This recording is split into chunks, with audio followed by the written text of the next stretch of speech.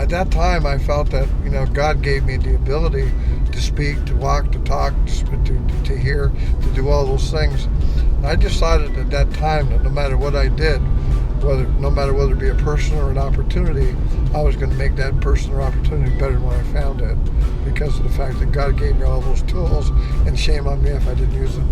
Definitely. $1 billion ideas are coming up next with Mr. Ed Mercer. Tune in, don't blink, get inspired, get motivated, and I'll see you guys soon.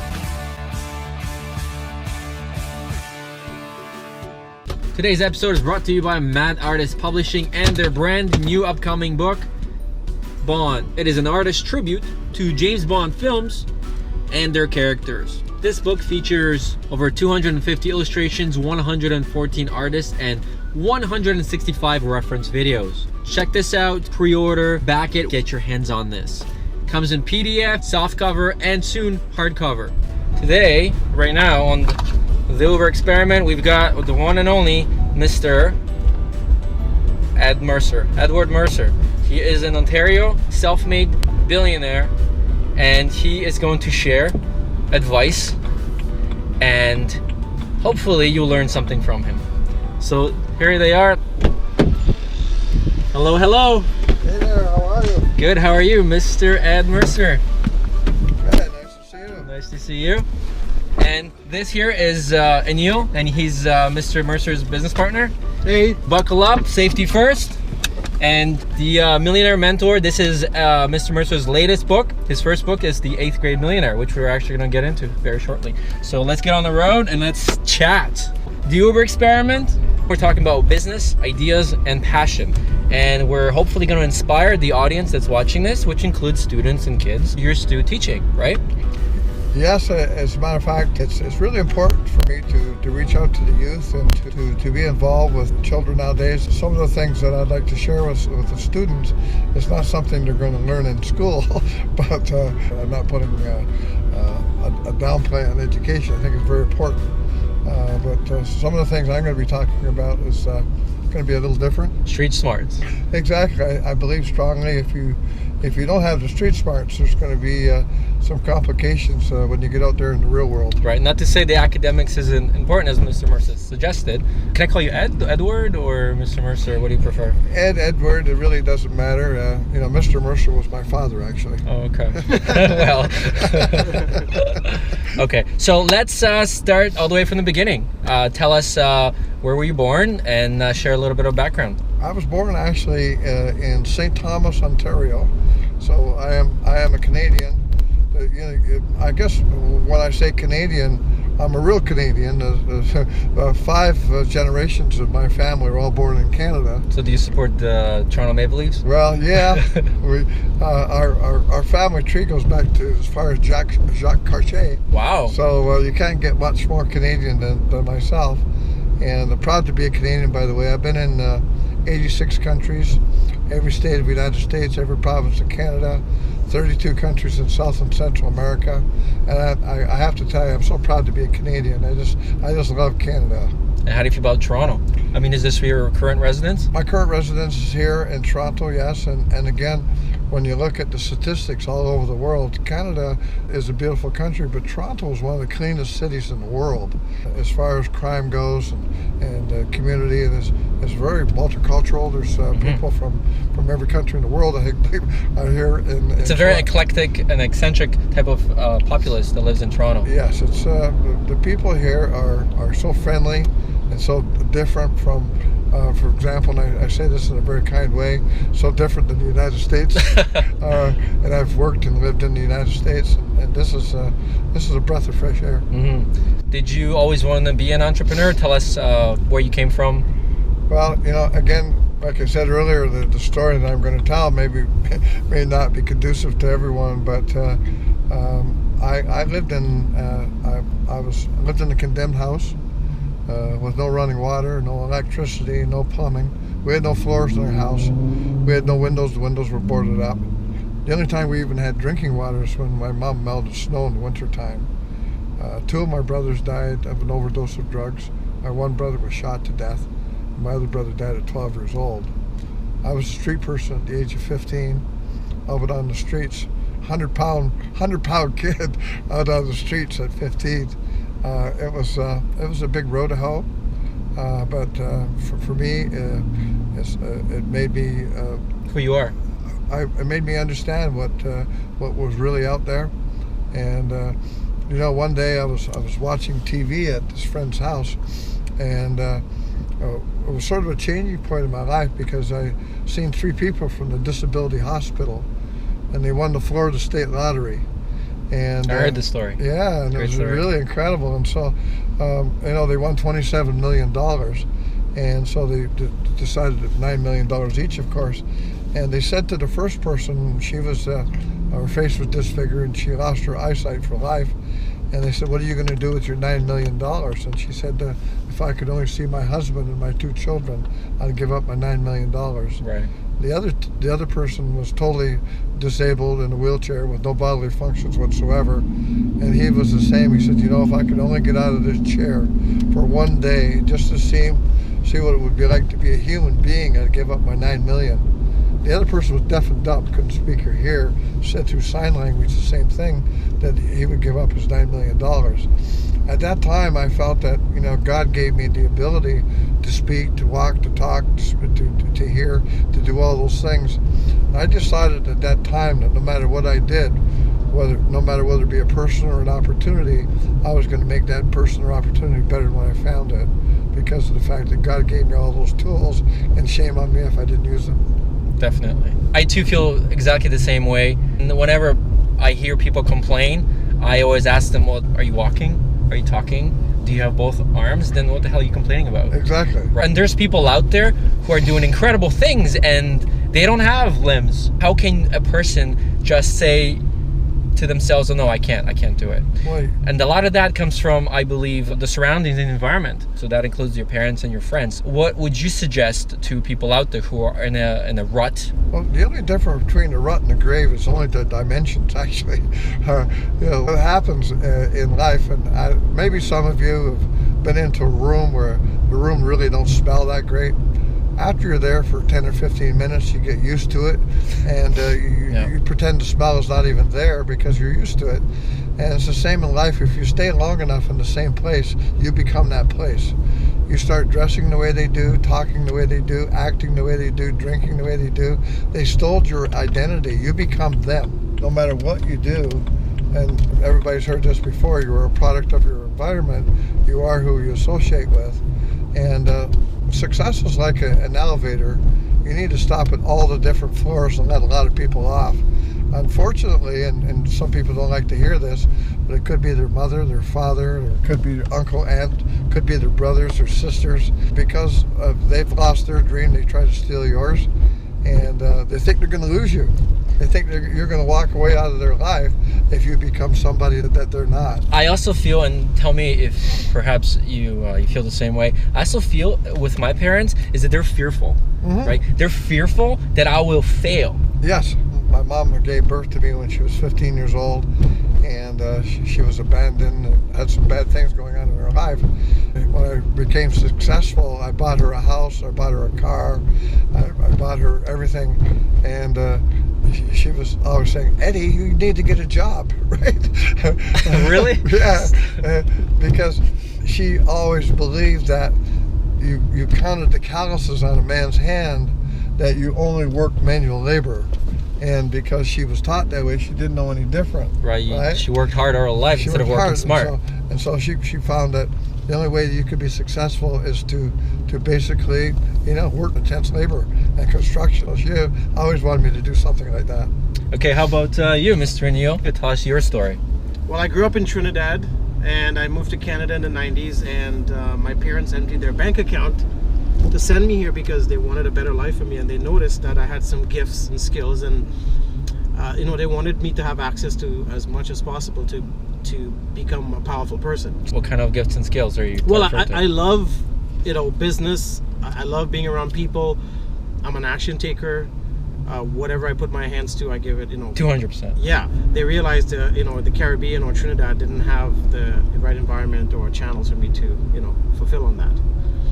So they emptied their bank account, all their savings, and sent me on a one-way ticket here. Wow. And I came with my suitcase, and How old were you?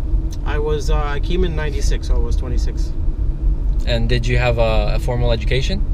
I went to high school and I did some college, yeah, and I still have those degrees, and they're hanging on the wall and not being used. Well, but at least your parents are proud, right? I mean, that's Yes. what it's all about. You go to school these days almost to fulfill your parents' wishes. Yeah, well, my dad worked for a big company, and after 35 years, he was diabetic, and they let him go because he was sick, Wow, yeah. and they gave him a watch, and when he came home, I remember him smashing the watch, saying, "This is all they think of me," after Wow. 35 years, and he smashed it. He took a hammer to it, and I remember What- him doing that. Was it a Rolex at least? No, it was a Timex. But it was they spent a couple grand on it, but he Yeah. felt insulted that because he was diabetic, they let him Yeah. go and gave him a watch, so. Yeah, well, I mean, that's the thing about job security. Yes. Even today, a lot of people are trying to climb the corporate ladder. I mean, I was. It's a lot more fulfilling to do your own thing. Plus, you'll never ever have to worry about job security. And once you have, a mortgage and a family, it gets a lot more stressful on the person.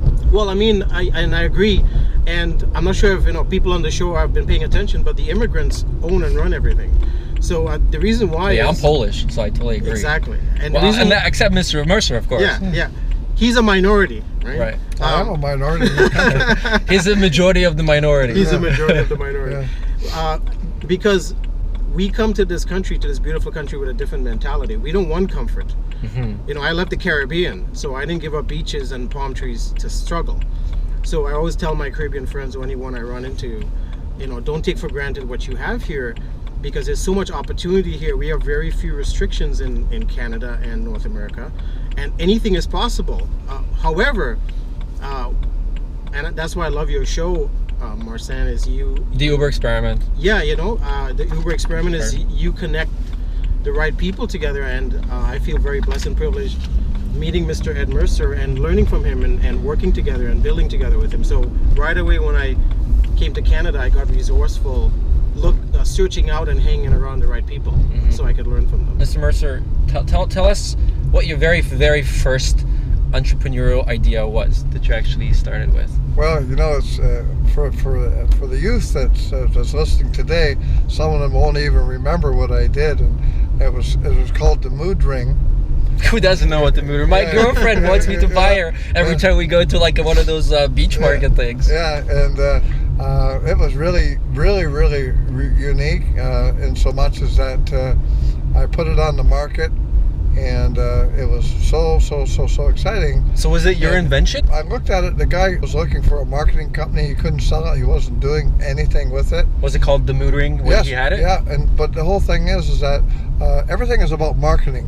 Yeah. Everything that you do is about marketing, and unfortunately he had no idea about marketing, and I asked him if I could get the Canadian rights, and he gave me the Canadian rights. What country was he in? And he was from Turkey, actually. Okay. Yeah, and his English wasn't that great, and this and that, and so anyways we got together, and I bought the rights for Canada, and it was really not hilarious, but we used to have a book called a TV Guide, and I advertised in the TV Guide, $9.95 for one, and two for $14.95. And actually the post office called me and said, "Mr. Mercer, you need to get down here. All the mailboxes are full of cash. They're full of checks. They're opening up and they were running out." It was like, and so it was unbelievable. And my second venture was a friend of mine. He was in all the Kmart stores. There was 80 Kmart stores. And I bought the rights to this little bird, this little woodpecker that went into the glass of water. And it doesn't drink it. It just just centrifugal force just goes back and forth. And so he was already and I had my product also in Kmart with the mood rings. And so they said, "Well, why don't you put them on the cash register?" And they had 80 stores, and each store had about 10 cash registers. So I went in and I put them on the cash register, and they phoned me up the first day and said, "We've sold 8,000 today." wow. So, can you imagine? I mean, some of the things I say make sound funny. Can you imagine a 40-foot container full of woodpeckers? It was like, I was bringing in, it got to the point where we were buying 100,000 at a time. And Are you're building these offshore? I'm imagining. yeah, we were building offshore, and they had the factory was a small factory. They expanded like 5 times, and they're working 7 days a week, 24 hours a day to keep up the demand to these little woodpeckers. Wow. And why do you what do you think? What do you contribute to the success of its sales? Well, basically, it was an impulse item, and it was sitting beside the cash register. How much was it sold for at that time? 99 cents. And what year was this? Oh, this is back 30 years ago, right? Are they still around? They're probably still around. No. I haven't seen them, no. They're probably a collector's now. I won't bring them back till next week. No. But it was fantastic. Have you had any ideas that failed? No, actually, to be very honest with you, I've never had an opportunity or business that failed. I'll just tell you a very quick story. I was in Lake Placid, New York, and I seen a gentleman there working out with his yo-yo, and it was lit up in the dark called the glow-yo. So I said to my wife, I said, I'm going to make $1 million off that. And she said, oh yeah. I said, okay. So I went over and I bought one, and I looked at the packaging, and it said Holland, Michigan. And I looked at it, and I found out the phone number, and I called the guy. I said I want the rights for Canada. I said, how many do I have to buy? He says, I don't know, 50 if you want. He says, nobody's selling them, right? And so I started working out with them and going to all the big stuff. I sold thousands and thousands and thousands. When you say you sold them, you actually went and you marketed it and sold it? I went to all the carnivals, the C&E, and all the things on the Midway.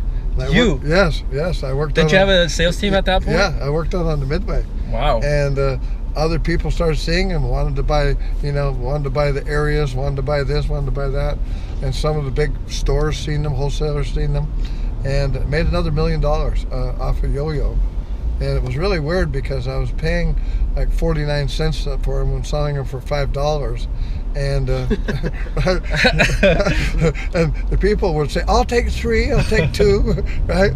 Well, $5, that's not a lot of money. It was, again, I don't know if everybody wants to listen to a story like this, but I had so much money from coming to these places. I had these big bags that were like pillowcases. And, so you would get cash, though? Yeah, got all cash, right? And my wife was at home, and we had this, a king-size water bed. And I went home one night, and she was sleeping, of course. And I come home, I walked in, and got off top of the bed and started dumping all this money on top of her. Making it rain. Yeah. Keeping her happy. That's right. Wow. Yeah, a happy wife is a happy life, right? So, here it was, I was dumping bagfuls of money. And coming from where I come from, where I would have begged for $5 almost, right? Yeah. Being a street person, and all of a sudden, people, bags full of money stuffed in so full that I could, they were actually heavy, right? Wow. So it was totally incredible. It was totally over the top. Okay, Anil, how about you? Do you have any stories of your very first idea or your very first business that succeeded? Well, when I first came to Canada, I had made some friends here traveling back and forth over the years, and when I moved permanently, me and my friend, we decided to get involved in Apple computers back in 1998. And back then, no one knew what an Apple was. It was slowly getting off. So we started our own Apple stores and had employees and a warehouse. And I started that with selling beer bottles and beer cans and saving up my nickels, dimes, and quarters and loonies, and bought my first Mac and sold that downtown on Spadina at a Mac store. And so you mean you saved up, you bought it and you resold it? Yeah, we sold it, bought 3, we sold that, bought 5, we sold those, bought 10, eventually had a warehouse with $250,000 worth of inventory. Okay. I know environment is very dear to your heart.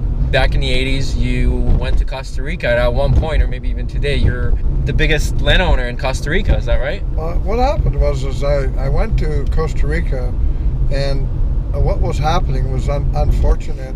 And although Costa Rica was such a beautiful country, people were coming into the country. They were stealing the beautiful parrots, the scarlet macaw parrots. Mm-hmm. Those are the white ones, right? No, they're blue and gold. They're red and gold. They're different scarlet macaws. Okay. They were basically coming in and stealing them. Not only were they stealing them, but they were killing them and selling the feathers for beautiful hats and purses and dresses. And a lot of people with extreme wealth feel that they can purchase anything money will buy. They thought their children could have a pet monkey. Well, the only way you can have a pet monkey is to kill the mother. And if you don't kill the mother will commit suicide. And they were stealing the turtle eggs by the thousands and selling them for aphrodisiacs in China. I had the ability to have some money. I had $3 million. I invested, I planted over 5,000 different types of trees to bring back to nature in the area, hired 18 armed guards, built homes for over 200 people, put roads and water and electricity into the area. And from that, I was the only non-Costa Rican in history that got inducted into the Environmental Hall of Fame. And so that was exciting. And like I said earlier, many years ago, I decided that no matter what I touched, whether it be a person or an opportunity, I was going to make that person or opportunity better than when I found it. Right there. Please touch me. Yeah. That was great. So I believe strongly in order to have more, you must become more. Mm-hmm. In order for things to change, we must change. And in the beginning, there was 12 apostles, now there's millions of Christians. I believe that, if we just reach out and play it forward, that we can make such a great difference. And I don't know if people believe or heard of the starfish story. No. And there was a person in Florida, and the starfish, I guess, don't have much of an IQ. They just float up on the beach and they just lay there in the sun and die and bake in the sun. And somebody come along and started throwing starfish back in the water. A few other people started throwing the starfish back in the water. And all of a sudden, the whole village was throwing the starfish back in the water. And some negative person come along and said, "What the heck are you doing? There's millions of starfish. You can't save them all." And the person reached down, they grabbed one and threw it in the water and said, "It saved that one." And see, that's what we need. We need to live by example. Mm-hmm. We can't save them all, but we can save that one. You can save one. Yeah, we can't save all the people, but we can save a lot of them, right? Just like the audience watching, even if one person gets inspired by Anil or you, it's worth it. It's just a matter of playing it forward. I always repeat this because it's true. You can't save them all, right? Mm-hmm. It's like growing a crop. The more seeds you plant, the bigger the crop you're going to get. But guess what? The birds get some, right? Yeah. But you need to grow it on fertile ground. You can't grow it on a rock. You can't grow it on bad soil. And it's just like when we're cultivating people. What we need to do, we need to throw our seeds on the right people, the fertile, right? Mm-hmm. We just can't go out there and we can't help everybody. Not everybody wants our help. So with that, what would you say are the 3 top qualities that make up an entrepreneur? Well, the one top quality is, I always say there's 10 reasons for being successful. Number 1 is integrity. The other 9 don't count. And if you don't have integrity, nothing works. Nothing really, really, really works. I'm not suggesting that everybody needs to be a Christian. I believe that if a family prays together, it's a family that stays together. Mm-hmm. I think that's a real foundation of a relationship. Were you born a Christian, or did you find religion? No, I wasn't at all. Like I say, my background wasn't conducive to anything that was positive. When you were younger and you were going through the hardships, did you blame anybody?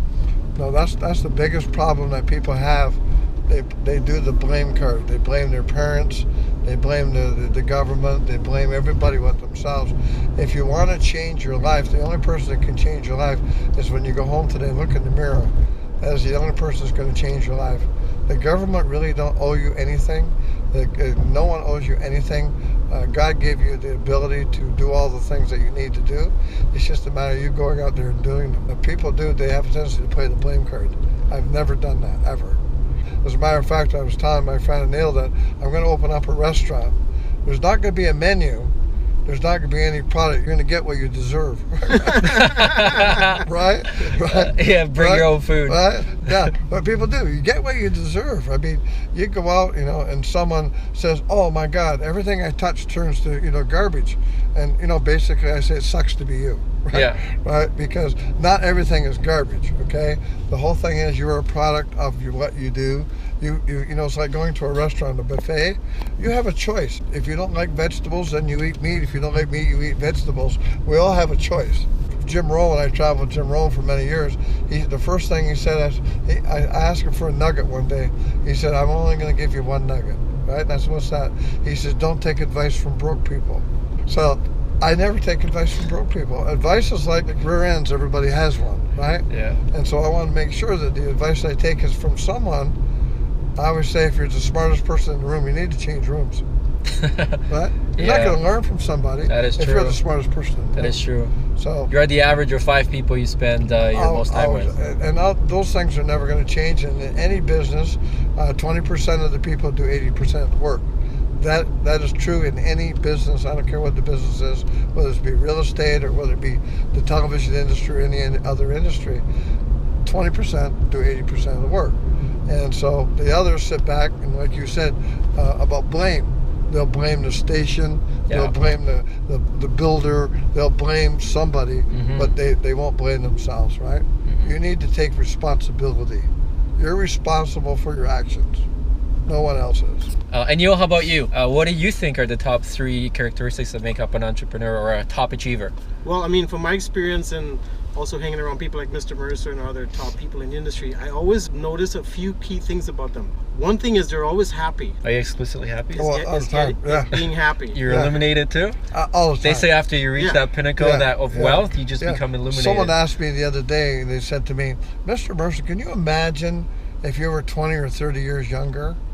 And I said, you know something? I've earned all the wrinkles I have. I don't want to lose weight. I don't want to be better looking. I don't want to be younger. I'm so happy with Ed Mercer. I just love Ed Mercer. Every day I go out and I celebrate all of the good things I've done. And if something happens where I didn't do what I was supposed to do, I fix it. Did you have a bucket list, or do you still have one? No, I But you've probably accomplished everything. My whole deal is that if I can go out and change one person per day, that's 365 people per year. If I can do that every single day, and people play it forward, it's like I said before, there was 12 apostles. Now there's millions of Christians. I know if I can change one person per day, I can make a difference. In case you don't know Mr. Mercer, he's known for taking 50 people, and he's in the Guinness Book of World Records for this. Am I right? I made 50 people millionaires. And how long? Over a period of 8 years, actually. Some became millionaires in 18 months. But now you're on a mission to do that again with 100 people. I'm into a program now where I'm playing a fast forward. I know that I can make 100 new millionaires in 18 months. But let's get into exactly what this business is and what it is that you're actually doing right now to make this happen. I've been in the business for, longer than most people have been on the spinning planet. And I need to always take inventory of what I'm doing.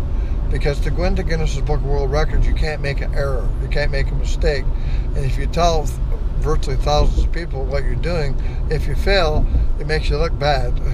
And I'm 70 years old, so this is my sort of. I'm not buying any more green bananas. This is my last hurrah, right? So this is it. This is your moment. So what we did is we surveyed over 80,300 companies, and I wanted to find something where there's no competition.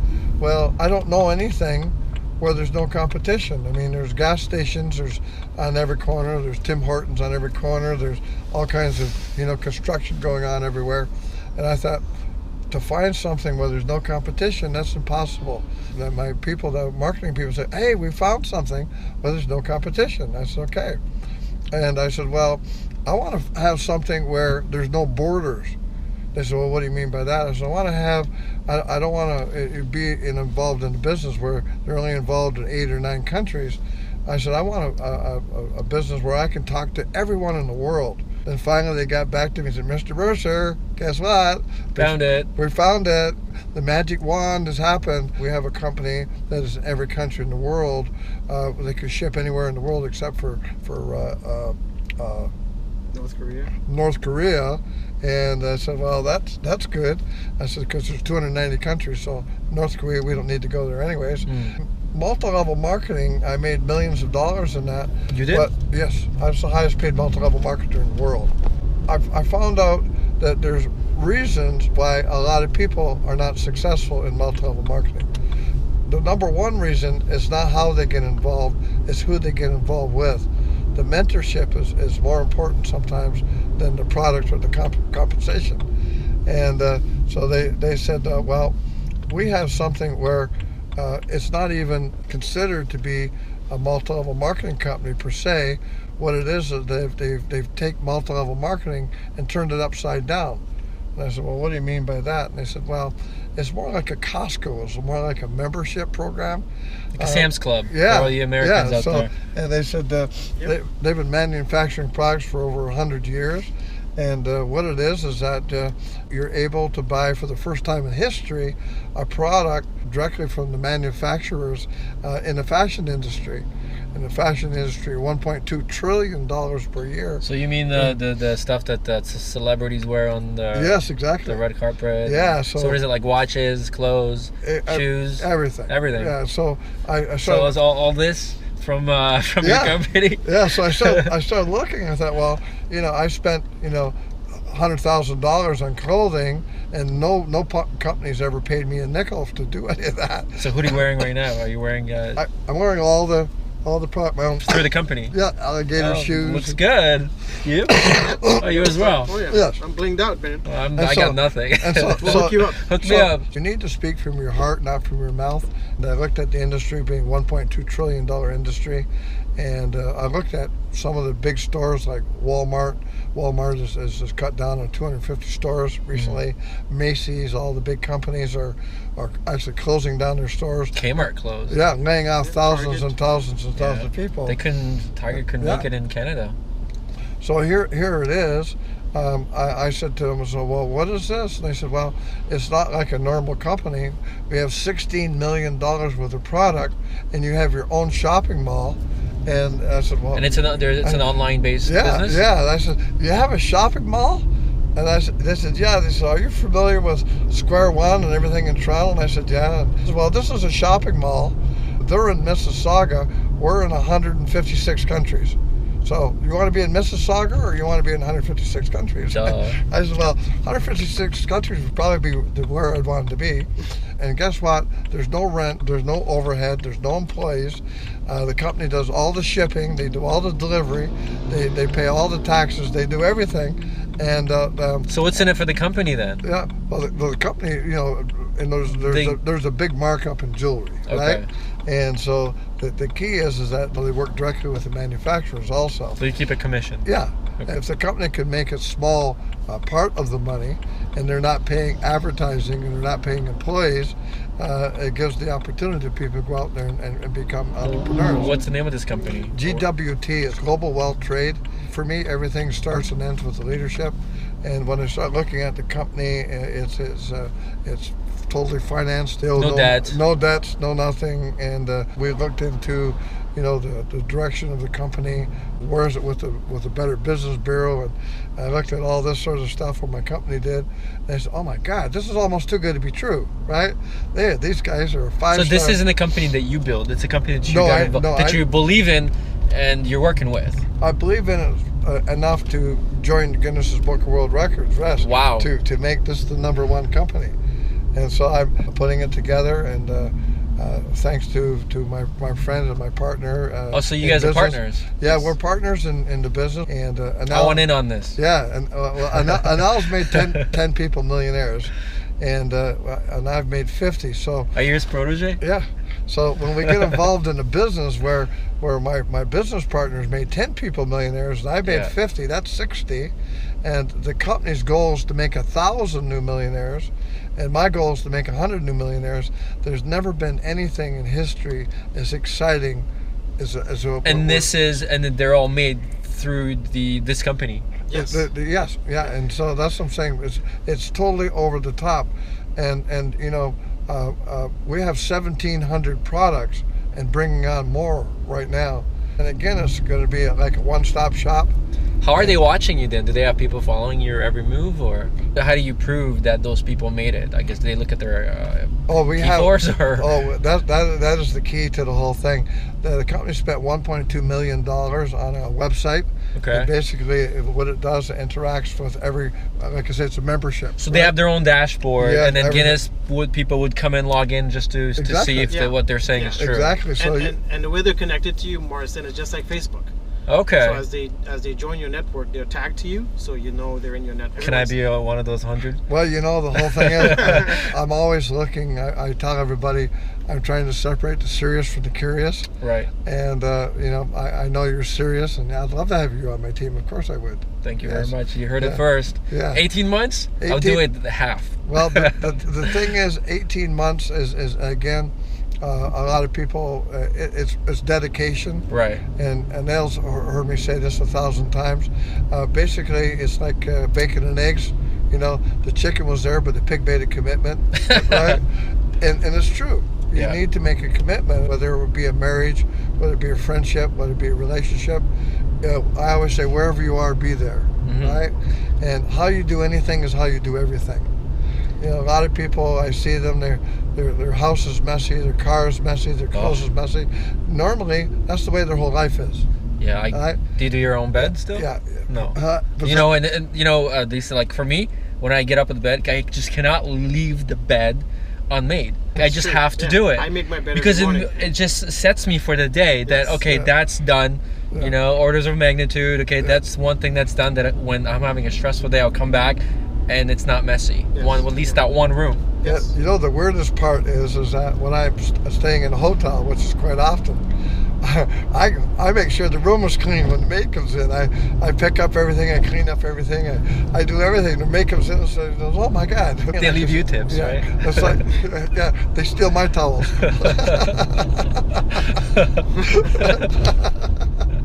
But you know, for me, again, it's really, really, really important.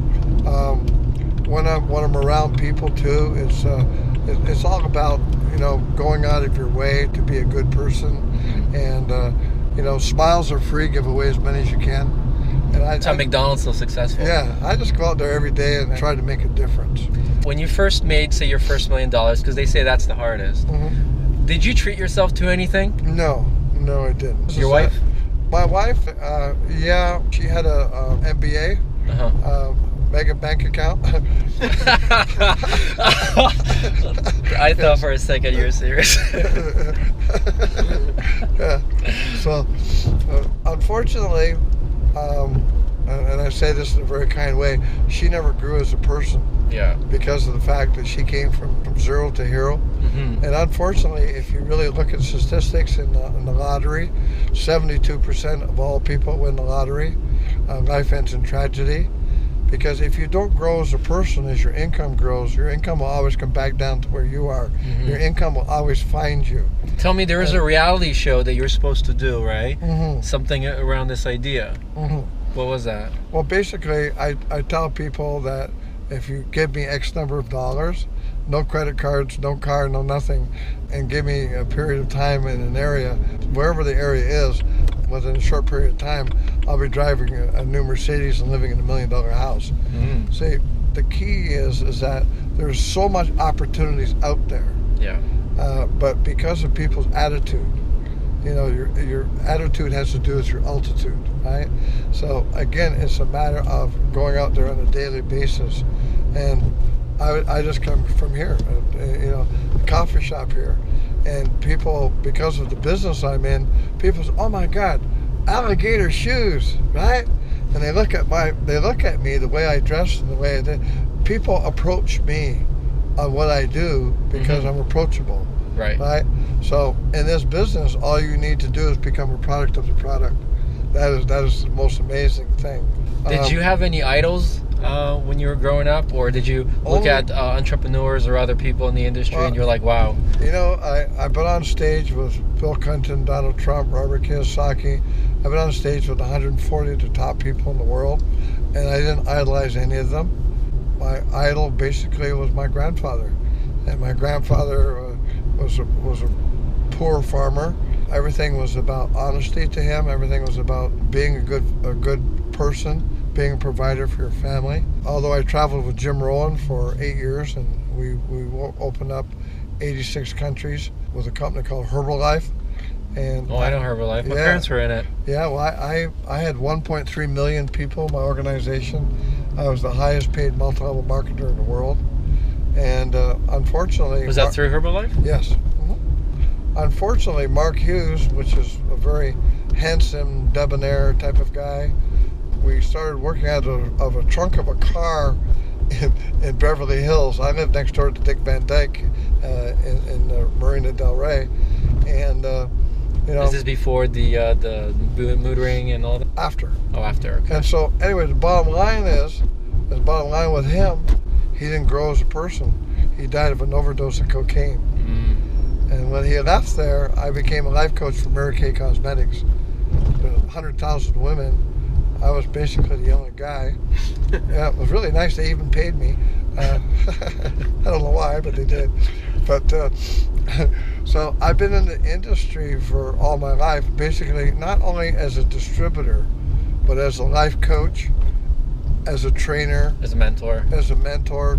God gave me a gift, and I wanted to make sure that I went out there and touched as many people as I could. And that's why when I see some people, my youngest millionaire was 19 years old, and he couldn't speak a word of English. He was from Greece. And my oldest millionaire was 72, and she lived in Hawaii, and she had one leg amputated due to cancer. So it has nothing to do whether you're young or old. Obviously, education makes no bearing on anything, because I have grade 8 education. I think the education starts stop you. If you go to school, it almost disciplines you. A lot of people aren't disciplined, so at least you go to the university, you're disciplined. At least I have to show up every day, and then some people will take that into the future and into their careers, and others that don't, they don't. Well, For example, when I'm from Poland, so when I traveled to Poland 2 years ago to visit my family, Poland it's not impoverished, but there's a huge divide between the rich and the poor. You could just see the intelligence level, and then just the way that they behaved was so off. Right. Versus, somebody who went to college at least, or university. And it's got nothing to do with how much money people are making. Because some of my university friends don't make, they don't make any money. But so I totally agree with what you're saying, but on the same note, it's like, well, I think education is very important as a foundation. You need a foundation, but you also need to be entrepreneurial. Unfortunately, entrepreneurship is not something that they teach in school. Why not? Tell me why. Although in China they do. China. In China they teach multi-level marketing in China. Really? Yeah. Do you know why entrepreneurialism is not taught in school? I don't know. It's very simple. Because people have to pay taxes. Yes. So. Oh yes, well that's a whole other thing we could get into. That's a whole nother segue. You really think that's why? Oh, yeah. Oh, 100%. Because it's to keep the masses in check, so and the masses create enough income with jobs to pay the government their taxes, so the government can get what So they the want. people like us who understand the system, we hire people who are the sheep to pay the government. Right, because you'll never meet a wealthy employee. Yeah. That doesn't exist. Yeah, I don't understand why people are so afraid of tax season. I love it. You could cut this part out if you want, but what Anil is saying is so straightforward and so honest, is that the government is like growing mushrooms. They want to keep you in the dark and cover you in shit, right? Right? They don't want you. I'm gonna cut this out. This is what we're all about. Yeah. It took 30 minutes to get here. Yeah.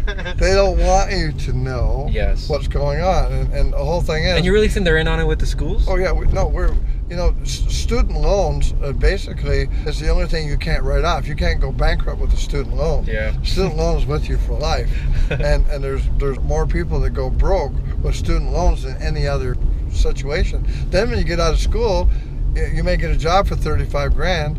I mean, there's people who studied to be a doctor. You go to medical school after university for 7 years, right? So 7 years of university after college, after everything else. Some of these doctors are $250,000 in debt. They start off as an intern. It takes them years to even break even. Right. Now, if you're and then if they make it, because dentists and doctors, it's the highest suicide rate, right? Right, and then most of them, they don't have families because they have to run their practices. So. And if they do have families, then the wife will have an MBA, That's right. and then leave them. Exactly. Yes. Well, it's interesting because in harmony with this, and I had to learn this moving to Canada as an immigrant. I didn't realize this existed. I realized and learned that pension program was in place because the Canadian government knows Canadians are going to fail at 65, and now they've raised it to 67. So we're going down a one-way dead-end street to poverty because most retired people now have to go get jobs at greeters at Walmart, and would you like fries with that at McDonald's? And so the system is not designed for people like you and I who want to accomplish great things. It's not designed because we were all born with success in our DNA, but we have been programmed for failure.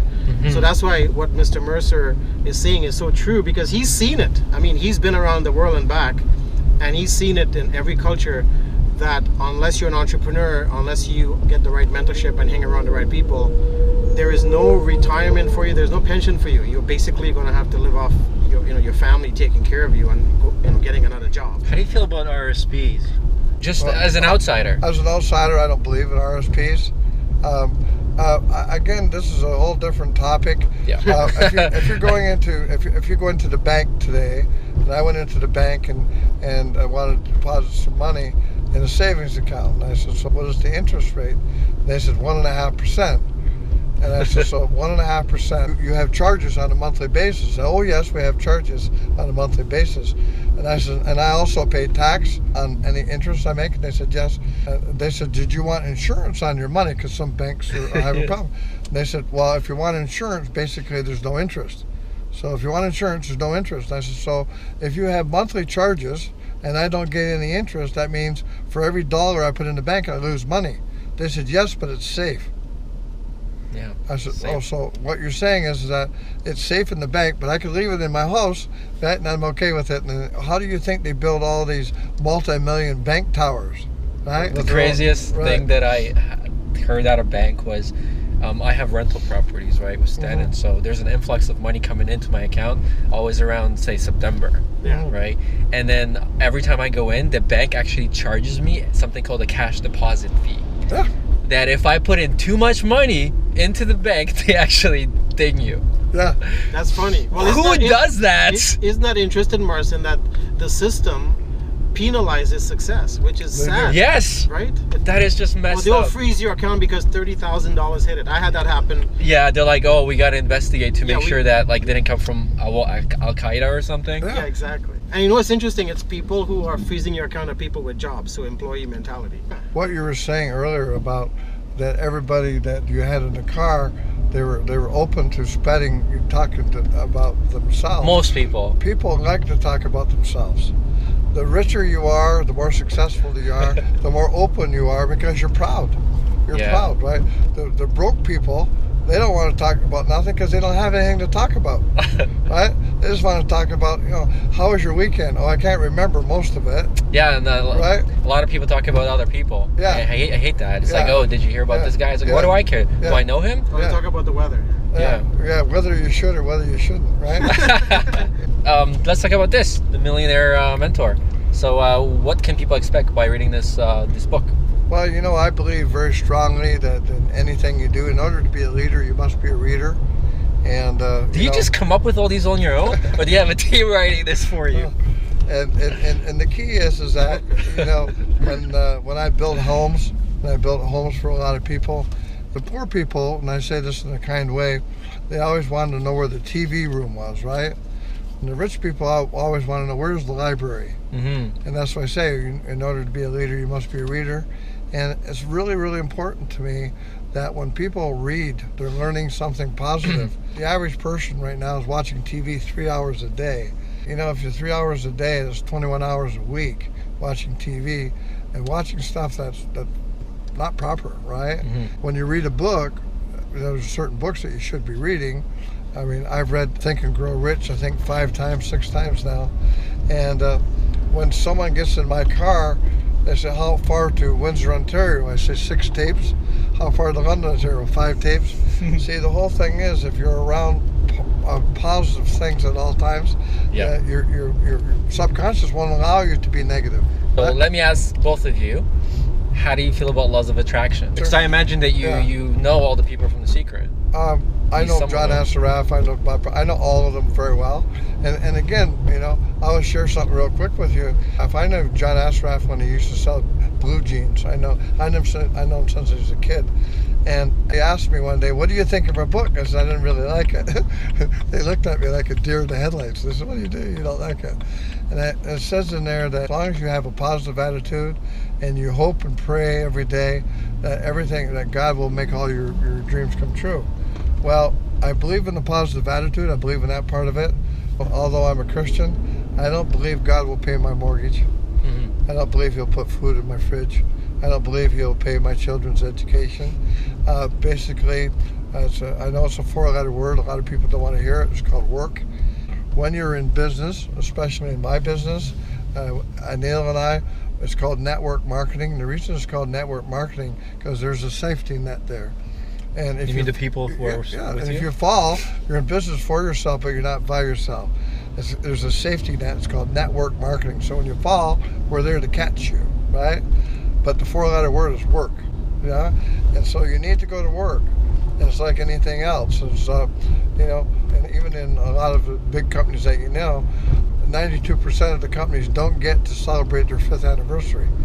And so when I look at the company we're with, they've been in business for 10 years.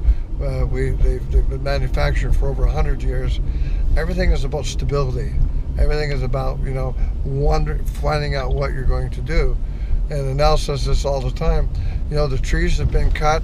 The roads have been paved. I've spent almost $100,000 looking to see what company I'm going to join. I have 50 years experience in the industry. Anil's made 10 millionaires. I've made 50. Bottom line is that we're not looking for people's opinion anymore, right? I tell people, hey, if you want to join us, we'd love to have you. We would like to take you from zero to hero.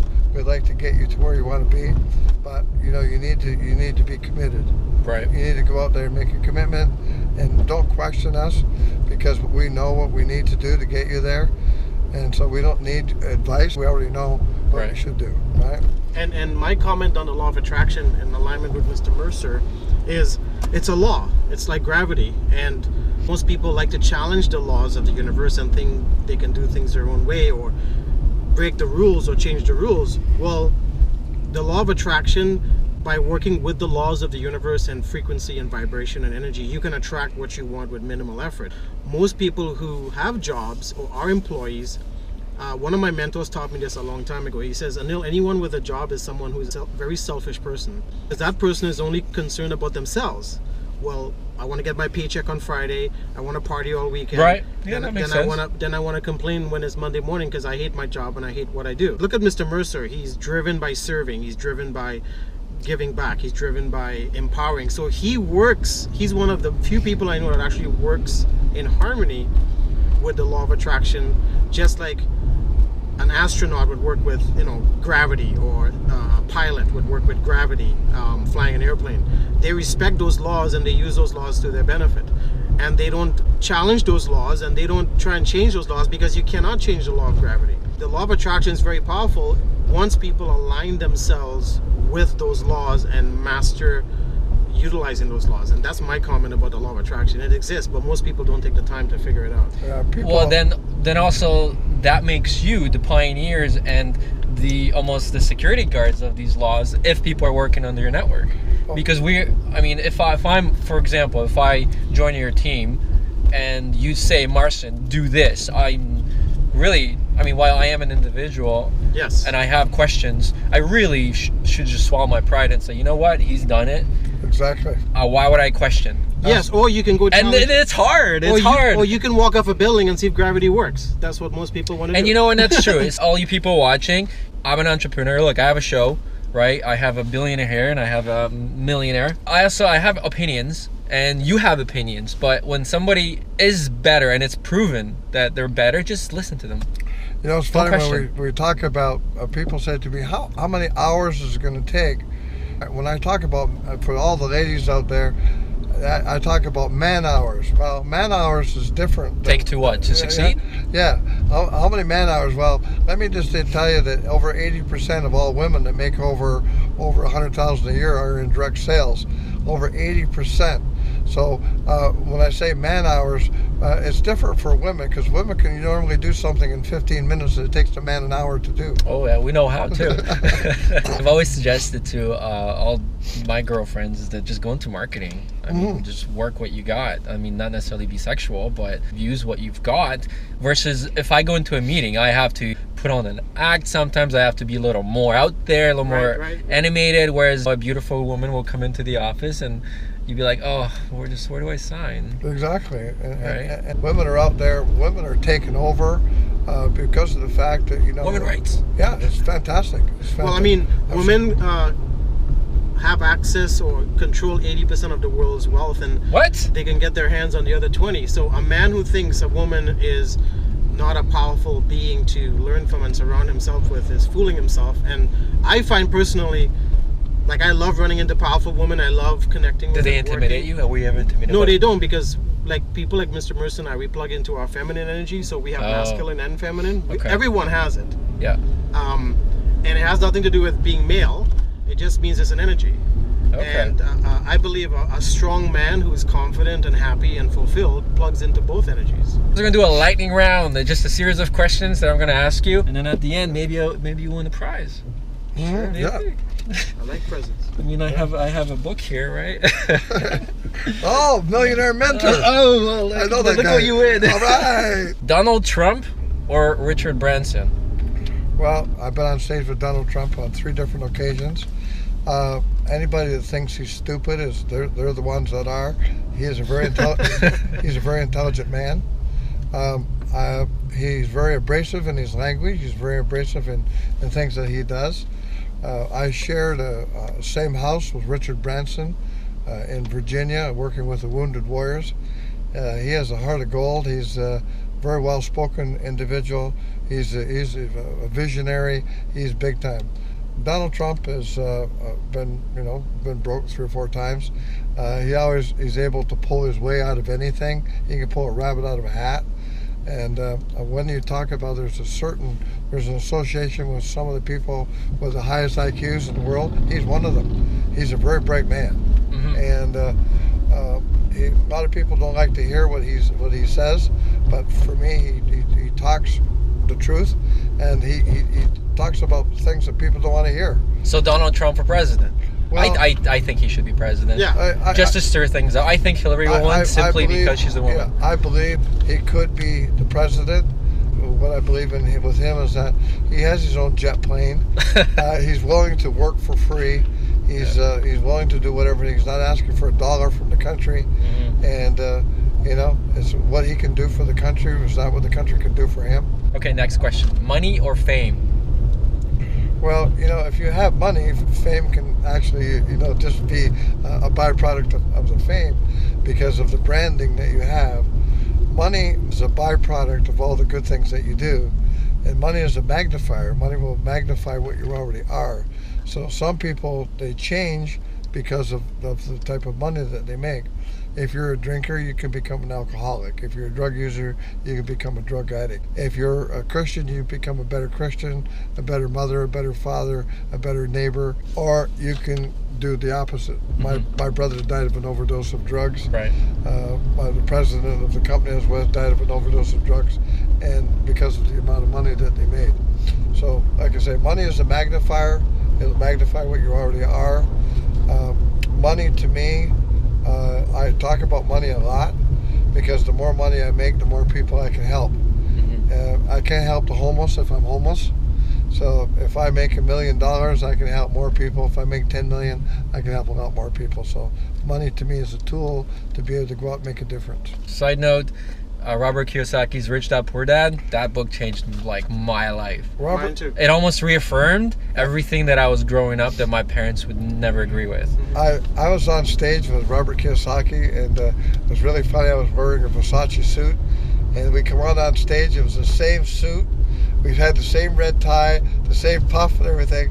We walked out of the stage, and I'm a little bit humorous, and I told the audience, I think there was like 12,000 people there. I said, Robert and I just come back from a fire sale. They had 2 for $1. Right? He is a real down-to-earth guy in comparison, and he's Donald Trump's personal partner, by the way. Oh. Yes, and him and Donald are partners in business, and totally opposite of But yeah, I mean, he's done a lot.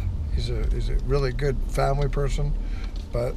Again, Donald Trump is the same way. His family are not out there doing... They're doing big things. Yeah, they're all doing good things, right? Yeah. The next question, procrastinator or doer? person says, I don't know how to spell procrastination, but I'll look it up tomorrow. Right? Right? If someone says, I'm running behind, I say, if you're running, you wouldn't be behind.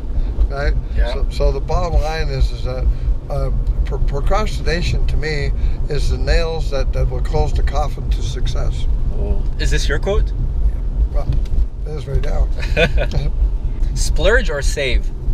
I splurge on things that are important to others. I don't need any more than what I have. I have $100,000 or so worth of clothes. I've got, probably $250,000 worth of jewelry. I have all the houses I need. I don't need any more. I spent my first half of my life making money. I wouldn't spend the rest of my life giving it away. And so, for me, people buy things that they don't need. For me, I'm not talking about saving. I think we should spend all of our money. Spend it all. You can't take it with you, right? Well, it's funny when you say you can't take it with you. Someone asked me one day, how much did Howard Hughes leave when he died? I said, I know exactly, right to the penny. I said, he left everything. I've never seen a Brinks truck following a hearse. There's no roof rack, there's no roof rack on a hearse. Once you die, you die. That's it. And life is like the food in your fridge. We all have an expiry date. My brother's expiry date was when he was 12 years old. We don't know when our expiry date's going to be. So the suit I'm wearing, the diamonds I'm wearing, all the things I'm wearing is not mine.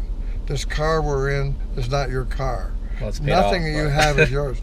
If something was to happen today, it's not yours anymore. That is true. It goes to somebody else. So anything that we have, whether it be a house, a car, that's interesting. Furniture, we have it expired. It's not yours anymore. Yeah. The day you leave the spinning planet, everything is gone. Yeah. So that's what I say. We have to respect and appreciate whatever we have. And that's why I respect and appreciate that I'm 70 years old and I have my eyesight, I have my health, I can talk, I can walk, I can do all the things that I want to do in life. So every single day I celebrate or fix. You're a kickboxing champion, right? I took martial arts for 7 years, so I had some medals too. I broke my nose in 3 places. I'm not going back to those 3 places again. Android or Apple? Android or Apple? Yeah. Again, Anil will laugh when I tell you this because he already knows. I just got used to using a cell phone.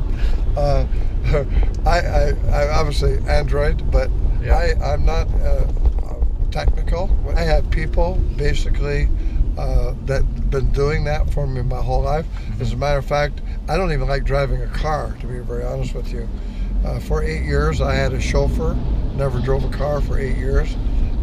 I've always had people secretaries that take care of all my, everything. I believe strongly that you should pay people for things that you're not good at, right? And so I'm good at certain things, I'm bad at others, and so I believe in paying people for doing whatever, whether it be your Facebook or your social media or whatever the case may be. In your opinion, do you enable people or do you teach people? Enable them. You need to make them responsible, right? If you give a man or a woman some money, what it does, it takes away their ability. It's like putting a Band-Aid on a broken leg, right? It will soothe the pain or whatever. It's like if someone asks you for a few $100s to pay the rent or do whatever, what it does basically, it only solves the problem for 30 days. Yeah. And so, and Neil says this all the time, if you let somebody go down as far as they can go, you only have one way, and that's to come back up again, right? Yeah. So by enabling people, giving them, sometimes a handout is a hand down. Yes, right? definitely. And if you give people money, like people on the street, I never give them money. You know what a hashtag is? No, I don't. Okay. Hashtag is, in the social media world, like a word or a phrase that would identify you. So if you had to choose one word or one phrase, what would that be? The one word that I use, and I've been using it my entire life, is integrity. So hashtag integrity. Yes. And with a phrase with Mr. Mercer, the millionaire maker. And yes, the millionaire maker. Millionaire maker. How many hours of sleep do you both sleep? I do 10 a day. No. Yes, every day. And I nap too during the day. Did you always do that? No, I created that life. Okay. That's why I work from home. Okay. I hate sleeping. I tell people I'll sleep when I'm dead. No, I don't get up because I don't like waking up when the pillow is perfectly fluffed and the bed is a perfect temperature. I do about, I sleep only 6 hours a day. Uh-huh. I've been doing that my entire life. 6 hours a day is appropriate for me. And any longer than that, I feel lazy. I don't feel like that I have my faculties about me. Yeah. Before we wrap up, what am I talking about? Prize. But there's only one prize because I wasn't counting on both of you, but I will give you both the same thing. So Mr. Mercer has everything, so he does not have this. This is a limited edition. It's a book that my company published. So here you go. It's a coffee table book. Well, thank you very much. And you'll get one as well. Sure. Before we drop these fine gentlemen off, I want to ask you, what is it that you're currently doing, and where do you see yourself going in the next 2 years? Where Anil and I both are, we're with a company called Global Wealth Trade. We work together every day, almost all day, trying to get people to get them out of the rut that they're in. We can't motivate anybody that don't want to be motivated. My goal and Anil's goals is basically the same. We want to make 100 new people millionaires. We work together as a team to make that happen. Is there a criteria if anybody wishes to perhaps apply for this? Where would they go? How would they find out more information? Well, number one, qualifications that they have to be teachable. That's the biggest qualification. Where would they go? We have $1.2 million website, right? And we work together as a team. There's no letter I in the word team. But there is me. Yeah. Yes. Exactly. Right. And so. Anil can finish off. Yeah, and the thing is, we're so excited to be part of Global Wealth Trade because the company is on its way to creating 1,000 millionaires, and the environment, the system, the camaraderie, the community, the people. I mean, Africa is our #1 country in 156 countries, so we're impacting people in a country where the average income is $600 a month. So for me, at this stage of my life in the game, is I want to impact hundreds of thousands of lives around the world. Like Mr. Mercer, I had to pick a vehicle to make it happen. So for any of you watching the Uber experiment, I mean, get a hold of Marcin, because we're going to get you involved as well. And we're definitely going to go do behind the scenes. These gentlemen invited me out to one of their events. And I mean, I spoke with Marcin, and he says he needs some coaching around wearing fashion and wearing bling. I mean, look at this, right? I have a real cheap Uber experiment. I have a dirty hats right here. This is me, because I'm not into fashion, but maybe I should. I should look as good as Mr. Mercer does. Yeah. And then look at that, sharp looking suit. Well, I mean, we're going to show anybody that wants to participate in what we're up to how to benefit their friends and family with what Global Wealth Trade has. One thing I know a lot of people are going to be saying and commenting is there's a lot of skeptics. I mean, myself included. I was with a company like a Quick Star, Melaleuca. My dad was in Amway. Got it. Going all the way back, right? And so nobody got rich. Right. We didn't get rich. So for all the skeptics out there, what do you want to tell them about MLM? I mentioned earlier we've taken MLM and turned it upside down. We're not. Whereas you're not selling, right? Yeah, we're not selling anything. We don't go out there and talk to our neighbors and trying to sell them something. I can only drink so many milkshakes and take so many vitamins. Our product doesn't have an expiry date. We're in the fashion industry. I think everybody listening, if I'm not mistaken, probably everybody listening today does wear shoes. I think maybe you have a watch, you have a ring. We have like 1,700 products. We have products as low as $20. So the key is that what you need to do is anybody that's involved in multi-level marketing, they need to forget everything they've ever heard about multi-level marketing. This is totally different. So what do you call the business then if it's not? Membership. We're a membership company. You don't have ranks like all companies. Yeah. Like we don't have all the ranks. All you do, you can come into the company as the #1 person in the company, and people can pass you in the company. It's not as if the person at the top makes all the money. So you won't be the only one making all the big No. Okay. Yeah. And in harmony with your question, Marcin, if you're skeptical and watching this or listening to this right now, here's the advice. Have you ever had a bad relationship? Maybe 2 or 3 or 4? Well, remember, just because the relationship didn't work out didn't mean all women are bad or all men are bad. It just means you didn't line up with the right person. And also, here's one thing to keep in mind for all the skeptics out there. What was the consistent thing with all those relationships? You.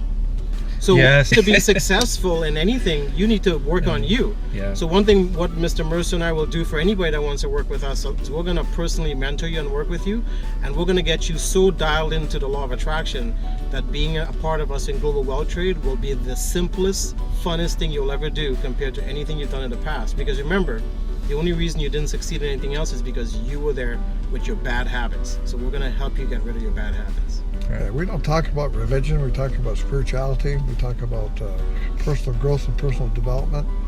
And that's what I'm saying. You can't build a multi-million-dollar building on a $500 foundation. Mm-hmm. It's a day at a time, a brick at a time. You need to build a strong foundation. And Anil was a pastor for 20 years. Really? Yes. Yep. Wow. And so we basically, we work on you as a person as we work on the business. And like I said earlier too, when you're in anything that you do, it's how you're involved or who you're involved with, right? And so, like I said, Can be a better team right here. yeah. Yep. And I'll be on your team too. Well, you're definitely on our team. One thing that I want to say is we'll be giving away gift certificates. Yep, $100 gift on other certificates. episodes. Yep. So make sure you guys go on theuberexperiment.com. Make sure you go patreon.com/uberexperiment, and one of the words will be you're gonna get gift certificates to buy luxury goods on the website. Well, so keep watching the episodes. If they allow me behind the scenes, I will show you exactly what they do, so you guys know.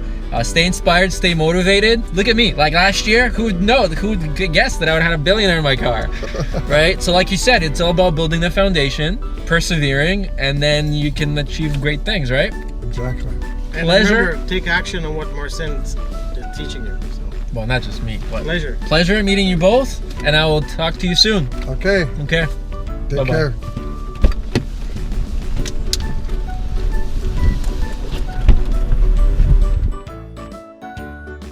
Recommended.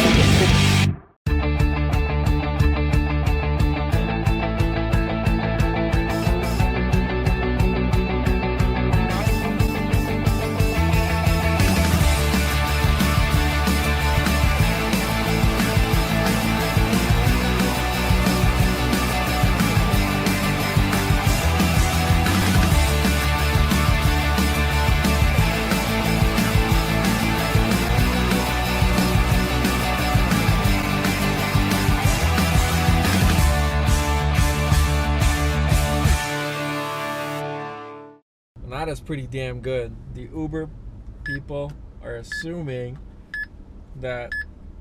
Oh, come on. I'm right there, man.